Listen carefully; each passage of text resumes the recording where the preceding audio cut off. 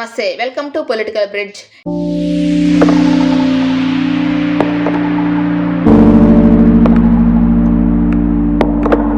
ఇప్పుడు ట్రంప్ తీరు వలన మూడో ప్రపంచ యుద్ధం జరిగినా ఆశ్చర్యపోవాల్సిన అవసరం లేదు.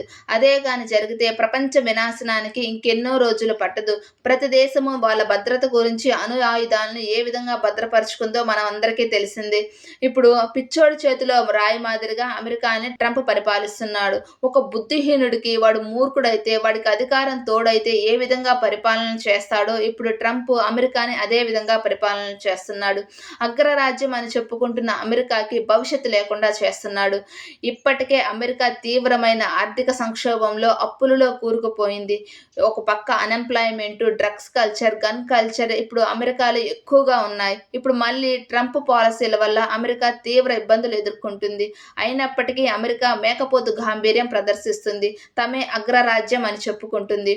అంతేకాదు, ఇప్పుడు ట్రంప్ చుట్టుపక్కల ఉన్న చిన్న దేశాలను ఆక్రమించుకోవడానికి ప్రయత్నిస్తున్నాడు, ఆధిపత్యం కొనసాగించడానికి.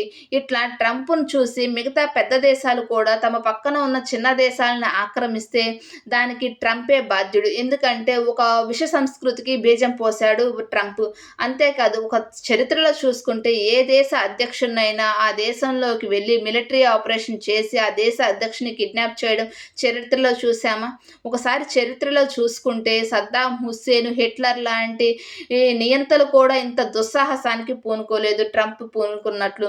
వెనిజులా అధ్యక్షుడినైతే రాత్రికి రాత్రే మిలిటరీ ఆపరేషన్ పూర్తి చేసి అర్ధ గంటలో వెనిజులా అధ్యక్షుడిని మడ్రోని మరియు వారి భార్యని కిడ్నాప్ చేసి అమెరికాకు తరలించాడు ట్రంప్.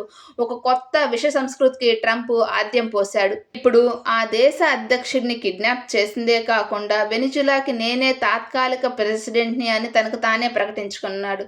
ఎవరైనా అమెరికా వాళ్ళు వెనిజులాలో ఉన్న ఆయిల్ కంపెనీస్లో పెట్టుబడులు పెడితే ఆ పెట్టుబడికి నాది భరోసా అని హామీ కల్పిస్తున్నాడు. యాక్చువల్గా వెనిజులా అనేది ఒక రిపబ్లికన్ కంట్రీ. ఆ కంట్రీలో ఎక్కువగా ఆయిల్ సోర్సెస్ అనేవి ఎక్కువగా ఉంటాయి. ఇప్పుడు ఈ చమురు ఉత్పత్తుల మీద ఆధిపత్యం కొనసాగించుకోవడానికి ట్రంప్ వెనిజులాని ఆక్రమించుకున్నాడు. వెనిజులాని ఆక్రమించుకోవడానికి ఇప్పుడు ట్రంప్కి కలిసి వచ్చిన అంశం ఏమిటంటే, ఆ వెనిజులా అనేది ఇప్పుడు దివాలా తీసిన కంట్రీ. సంక్షేమ కార్యక్రమాల మీద పెట్టిన దృష్టి డెవలప్మెంట్ మీద పట్టలేదు. ప్రజలు అక్కడ తినడానికి తిండి లేక పక్క దేశాలకు వలసలు వెళ్ళిపోతున్నారు. చాలా మంది ప్రజలు ప్రభుత్వంపై నిరసనగా వ్యక్తం చేస్తున్నారు. ఇదే అదునుగా భావించి ట్రంప్ ఆ దేశ అధ్యక్షుని కిడ్నాప్ చేసి ఇప్పుడు వెనిజులాని ఆక్రమించుకున్నాడు ట్రంప్. అంతేకాదు, ఇప్పుడు ట్రంప్ వెనిజులానే కాకుండా గ్రీన్లాండ్ మీద కూడా తమ సైనిక చర్య చేస్తాము అని చెప్పి గ్రీన్లాండ్ కూడా ఆక్రమించుకుంటాము అని ప్రకటించాడు ట్రంప్. గ్రీన్లాండ్ విషయంలో ఇప్పటికే అనేక సార్లు హెచ్చరికలు జారీ చేశాడు. అవసరమైతే మేము సైనిక చర్యకైనా పాల్పడతాము, ఏ క్షణమైనా మేము గ్రీన్లాండ్ని ఆక్రమించుకుంటాము అనేక సార్లు బెదిరించాడు. అయితే గ్రీన్లాండ్లో ఎక్కువగా ఖనిజాలు దొరుకుతాయి. ఇప్పటికే చైనా వాళ్ళు, రష్యా వాళ్ళు అక్కడ ఎక్కువగా తవ్వకాలు జరుపుతున్నారు. దాదాపుగా 60% వరకు ఖనిజాలు చైనా నుండే లభ్యమవుతున్నాయి. ఇప్పుడు చైనా యొక్క ఆధిపత్యాన్ని తగ్గించుకోవడానికి మరియు అమెరికా ఆధిపత్యాన్ని పెంచుకోవడానికి ఈ గ్రీన్లాండ్ని ఆక్రమించుకోబోతున్నాడు ట్రంప్. అంతేకాదు, ఈ గ్రీన్లాండ్ విషయంలో డెన్మార్క్ అధ్యక్షురాలు మెట్టి ఫెడ్రిక్సన్ అయితే ఎవరైనా గ్రీన్లాండ్ని ఆక్రమించుకోవడానికి అక్కడ సైనికులు కానీ కనపడితే స్పాట్లోనే షూటింగ్ ఆర్డర్స్ ఇచ్చేలాగా వాళ్ళ మిలిటరీ వాళ్ళకి ఆదేశాలు జారీ చేసింది.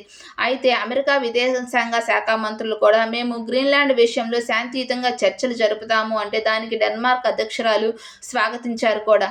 ఇప్పటికే అమెరికా తమ చుట్టుపక్కల ఉన్న చిన్న దేశాలను ఆక్రమించుకోవడానికి ప్రయత్నిస్తుంది, తమ ఆధీనంలోకి తెచ్చుకోవడానికి. ఇరాన్ విషయంలో కానివ్వండి, లేదు వెనిజులా, మెక్సికో, కెనడా, ఇట్లా చాలా దేశాలని అమెరికా ఆధిపత్యంలోకి తెచ్చుకోవడానికి ప్రయత్నిస్తుంది. ఇరాన్లో అయితే ఆందోళనలు తీవ్రతరం అయ్యాయి.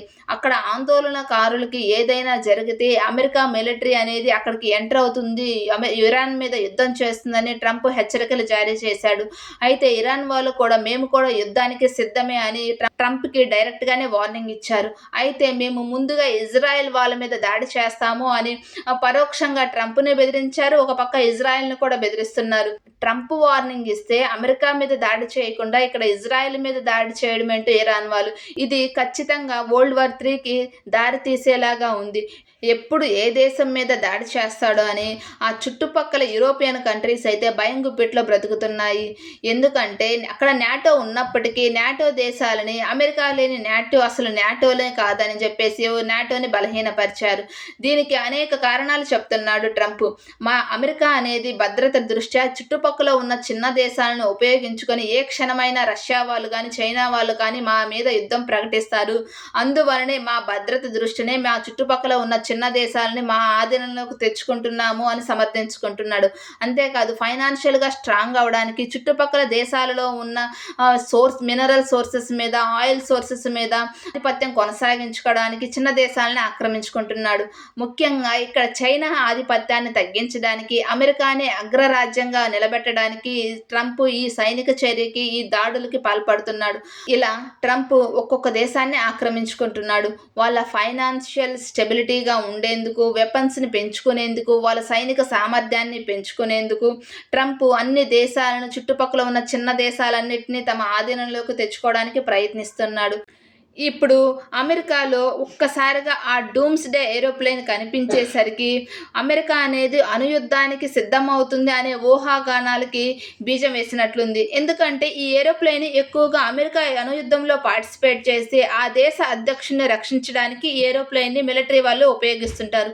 ఒక్కసారిగా ఈ డూమ్స్డే ఏరోప్లేన్ ప్రత్యక్షం అయ్యేసరికి ఇది 3వ ప్రపంచ యుద్ధానికి సిద్ధమవుతుంది అనే ఊహాగానాలకి బీజం వేసినట్లు అనిపించింది. ఈ ఏరోప్లేన్ ఒక్కసారిగా కనిపించేసరికి ఎయిర్పోర్ట్స్లో ఒక పక్క ట్రంప్ రష్యా వాళ్ళ ఆయిల్ ట్యాంకర్స్ని పేల్చేస్తున్నారు, రష్యా వాళ్ళేమో అమెరికా వాళ్ళ ఆయిల్ ట్యాంకర్స్ని పేల్చేస్తున్నారు.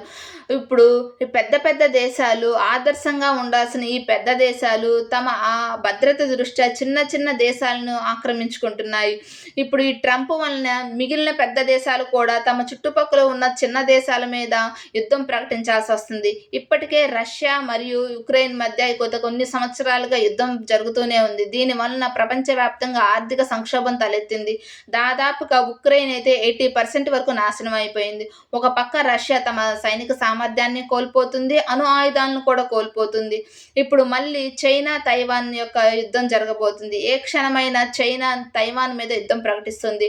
ఎందుకంటే ఈ తైవాన్ని ఉపయోగించుకొని అమెరికా ఏ క్షణమైనా చైనా మీద దాడి చేస్తుంది అనే సాకుతోటి ఇప్పుడు చైనా తైవాన్ దేశం మీద యుద్ధం ప్రకటిస్తుంది. ఇలా పెద్ద పెద్ద దేశాలు చిన్న చిన్న దేశాలని ఆక్రమించుకోవడానికి తమ భద్రత సాకుగా చెప్పి చిన్న దేశాలను ఆక్రమించుకునే ఒక సంస్కృతికి ట్రంప్ ఆద్యం పోసినట్లే. ఇదే గనక జరిగితే ప్రతి దేశం దగ్గర అణు ఆయుధాలు ఉన్నాయి. ఒకసారి ఈ అణు ఆయుధాలు కానీ ఉపయోగించారు అంటే ప్రపంచం అనేది వినాశనం అయ్యే రోజు ఇంకెంతో దూరంలో లేదు.